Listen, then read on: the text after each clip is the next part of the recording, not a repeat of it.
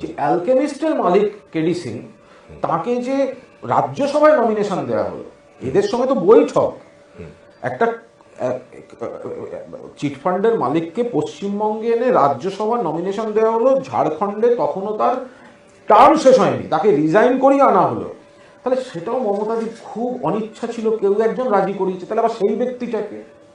ফলে এরকম প্রত্যেকটা ধাপে ধাপে দেখা যাবে যে যখনই কোনো অপ্রীতিকর বিষয় এসছে, সঙ্গে সঙ্গে মমতা বন্দ্যোপাধ্যায় তিনি বলছেন আমি নই উনি। ঠিক আছে, তুমি প্রদীপ, তুমি আলো, তুমি তেল, তুমি জ্বলছো। আলো জ্বললে সব গোটা প্রদীপ আমি, আর অন্ধকারের দিক হলেই হচ্ছে তুমি।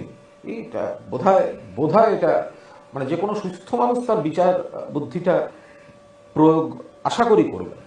কেন করেছে? KD Singh, he is neither a resident of West Bengal nor a celebrity.